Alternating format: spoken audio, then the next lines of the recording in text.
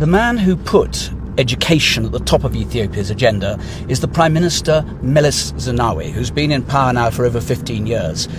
For quite a long time, he was regarded, certainly in the West, as something of a hero, a new kind of African leader, an intellectual who gave democracy, more freedom to this country.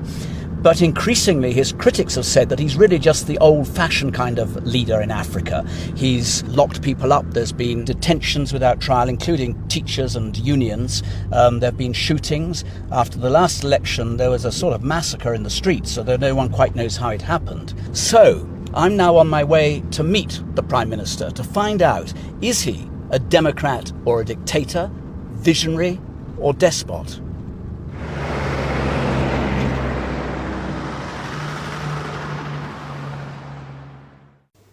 Prime Minister, were you a swot at school? Did you work very hard? I did. I did work quite hard. And you were academically good? Not bad, yeah. I didn't get to complete my university studies, but the roughly 2 years that I spent in the university here were clearly crucial in the formation of my own political views. Can you explain that a bit? Well, the university in those days was a hotbed of political activism. I remember. And commitment to change the country for the better. And I picked up a lot of that at university. Your investment in education at the moment is relative to many economies, certainly relative to the United Kingdom, very high. It's 18.7%. The economy is growing at the moment 10%. Is it your commitment or your intention to retain that proportion of a growing economy to go into education? Indeed, we've just begun providing access to education to our people. There's a lot that needs to be done, and whatever money is generated by the relatively fast growth that we now have gives us the opportunity to do more, not only in terms of broadening the access, but improving the quality too. You will sustain that level of... Absolutely. Why education the overwhelming priority for you? Because if this country is going to be transformed economically, socially and politically, you need an informed, educated, skilled citizenry. Education is a critical part of doing that. And therefore, we feel that whatever money is available to us should be spent on education first and everything else later. But if you are a peasant or the child of a peasant in a rural area, and you ask yourself, what's in it for our family, for my son, my daughter, what's your answer to that? The answer is that the income of a peasant, an educated peasant, is lower than that of an educated peasant. If he's educated, he has the means, the exposure, the susceptibility to new ideas to improve the productivity of his small farm. We know that in theory, we have tested it in practice, and it works.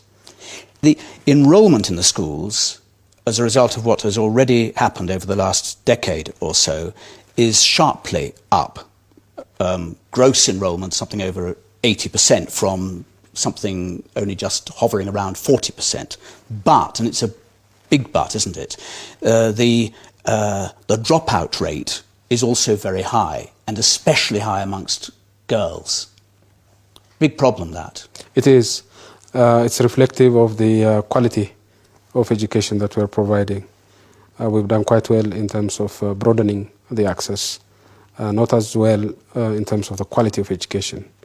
And so the focus of our attention over the past year or two has been to move beyond expanding access towards improving the quality of education that we provide at all levels. That's interesting. It is, you, as it were, look at the schools as the source of the dropout problem, because some say, actually, it's the pressure from home. The children are needed at home, and particularly the girls, the parents still say, you don't need to have an education, your job's here. We need water collected, we need firewood, we need cooking done, we need cleaning done.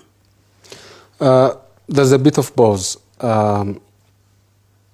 Much of the dropping out is happening in the early years of the educational ladder. And that's where the quality of education is low. Had we had more and better teachers taking care of fewer numbers of students, they would have the means to cater to the individual strengths and weaknesses of each child. When you have, as you do, not only a fast-growing economy, but also rising inflation for a variety of reasons, which we don't now need to explore, that puts big pressure on family incomes. Does that make it more difficult to ensure that the children stay at school? It does, but the impact of inflation in the country varies from place to place. In the rural areas, it's not so bad. It's not so bad.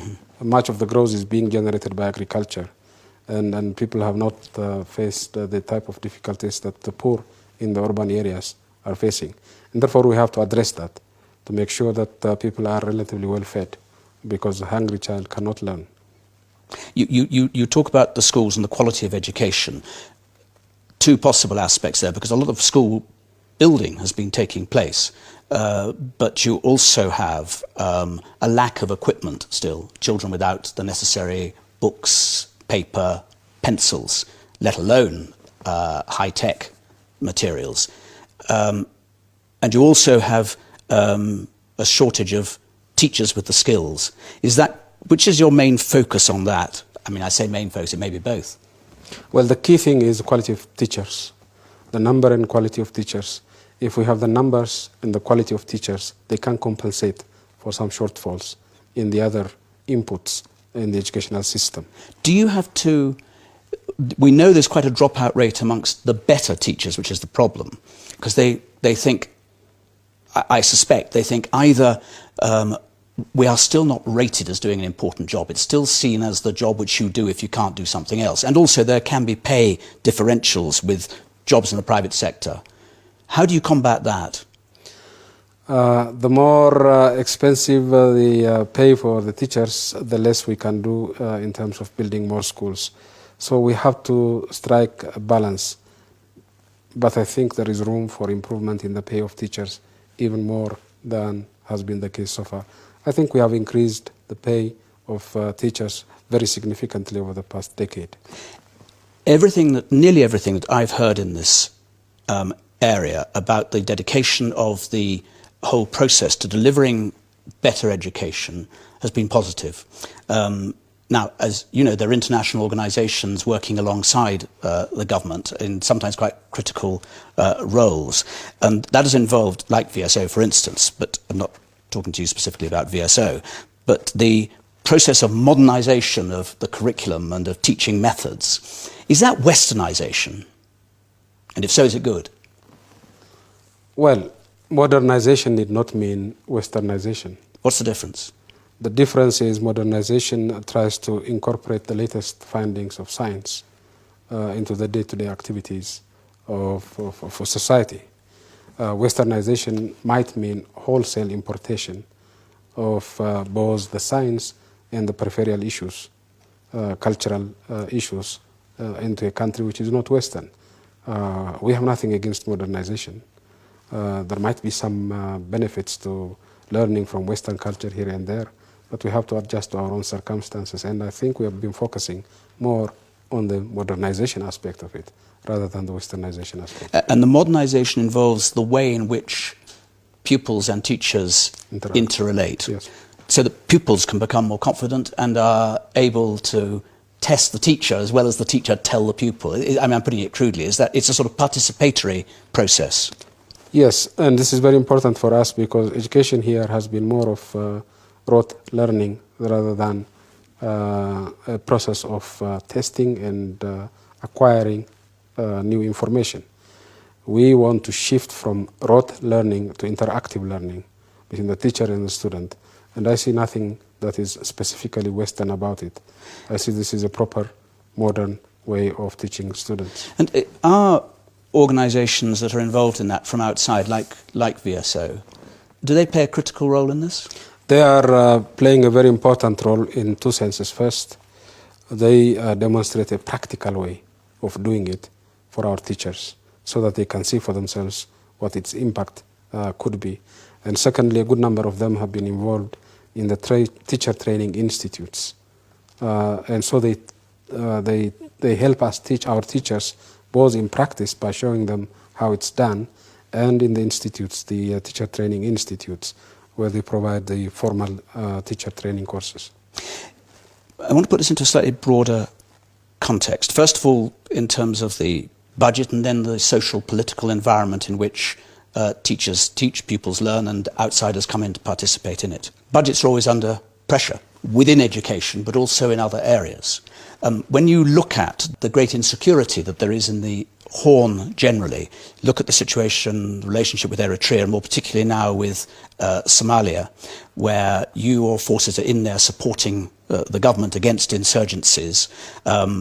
Your forces have been killed there and they're stuck in Mogadishu. If that continues for a long time, isn't that going to drain the resources, in your terms, leave aside the rights or wrongs, in your terms of national security, from the educational goals that you think are so vital?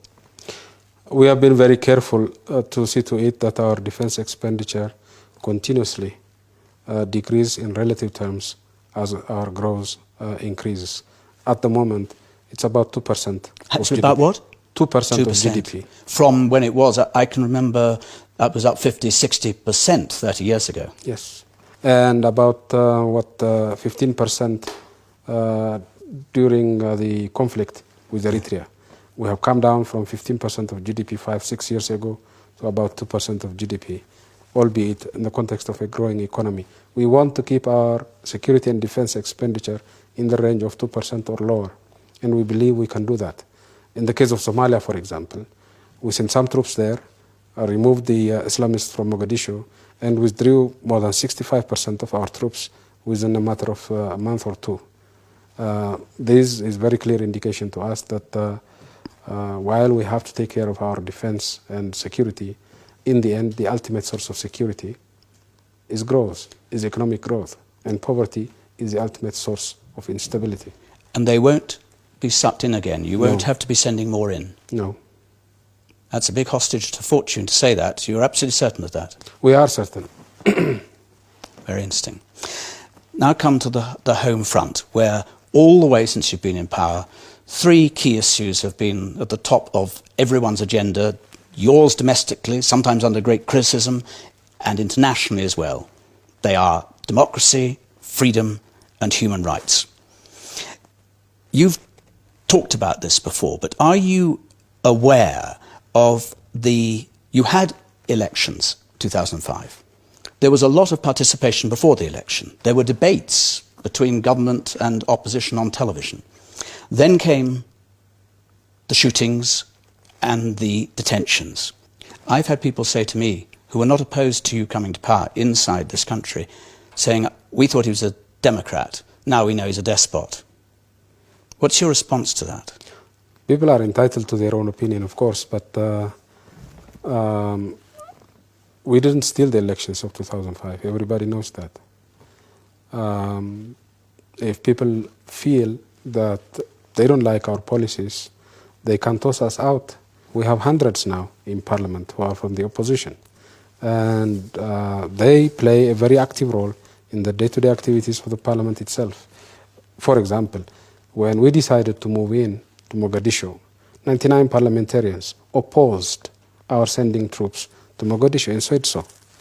So if that's autocracy, then maybe we have differences of opinion as to what democracy is all about. I suppose that the degree of anxiety and distrust that it caused means that people today say he wasn't really suppressing insurgency by arresting key leading figures in the opposition community.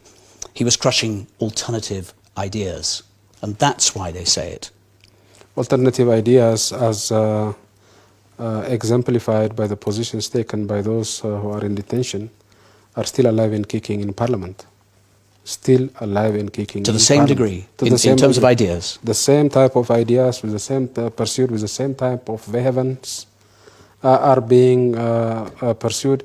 Can you offer reassurance to the international community, and I think particularly of people who might be thinking of coming here to work, because there's been much debate, should we work in a country, I've heard people say it generally, where this happened. I've talked to people who've seen individuals who were shot in the back by police officers. Can you give them the reassurance that this was a big mistake in part and that it won't happen again? Well, I think we have to put it in perspective. Not only civilians, but also policemen were killed. Sure. At least 6 policemen were killed and over 100 were wounded. So this was not your run-of-the-mill Sunday afternoon demonstration we're talking about. This was an attempted insurrection.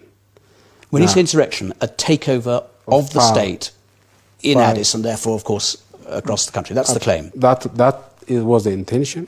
It was a publicly stated intention. And that's what we tried to stop. Now, clearly, I regret the number of deaths we had, both of civilians and policemen. It could have been done without so much bloodshed. It ought to have been done without so much bloodshed. And I believe all of us have learned our lessons and are capable of managing such disturbances on a much humane scale. Some politicians, notably in my own country, find it very difficult to say, I'm sorry.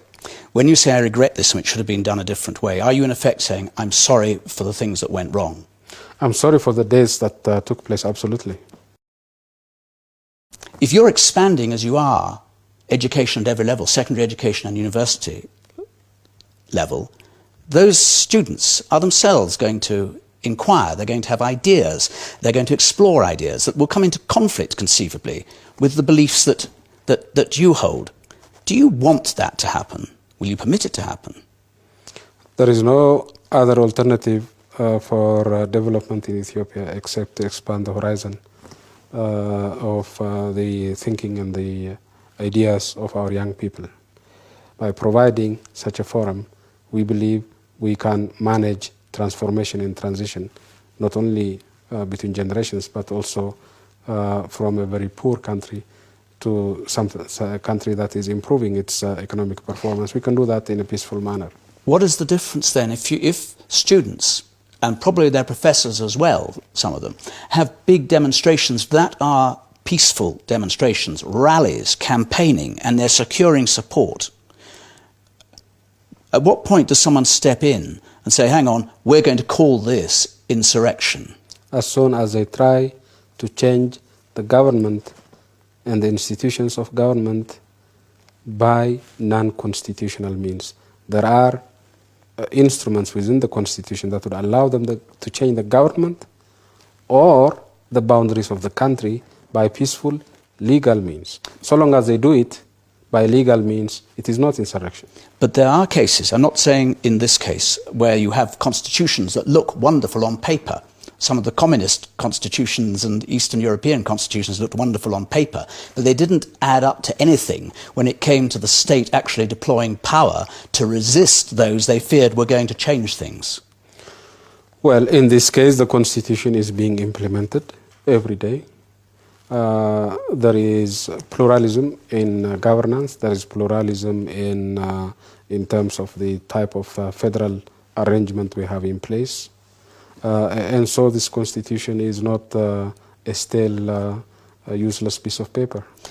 What is your vision of how Ethiopia, as a result of the education program that is in place and that you want to build, what is that country in 20 years' time going to be like in your vision of it? In 20 years' time, I think Ethiopia will be a lower middle income country. Lower middle income country? Yeah. That's a huge growth. It is. If we can sustain the 10% growth rates that we now have, we will be a lower middle income country slightly before 20 years. I think we can do it. I think we have enough of a momentum now to sustain the growth that we have achieved over the past 3-4 years. I believe Ethiopia then we will obviously have had universal primary education in 20 years. And hopefully we will be having near universal access to secondary education. And hopefully we will have many more universities than we have, not just in terms of numbers, but in terms of the quality of education they provide and the quality of research they carry out. There is a goal, of course, earlier than that, which is the Millennium Goal, which Ethiopia has signed up to, one of which is to, for instance, take literacy 50% higher than it is at the moment. At the moment, it's still very low for reasons we've talked about, and also it's very low in Africa. Do you say, yeah, we are going to reach that Millennium Goal, or are you going to be like a lot of other leaders who've said, well, we may not quite reach it? We will achieve the Millennium Development Goals, and I believe we'll achieve them all. This might appear to be ambitious, but I'm confident that we'll do so. I'm sure we'll have universal primary education, not just of 6 years, but of 8 years. I'm sure we'll have the AIDS infection. I'm sure we'll have hunger by then. And once we have the key pillars in place, I'm sure we can address the remaining goals. So you really believe if I come back and talk to you in 8 years' time, it's only 8 years, that as we tick those boxes, you'll be able to say yes rather than, oh, I'm terribly sorry? 4 years ago, I wouldn't have said that, but now I can say that. I said come back and see you. You're going to be still Prime Minister then? No. You're going to still be Prime Minister in 4 years' time? I don't think so.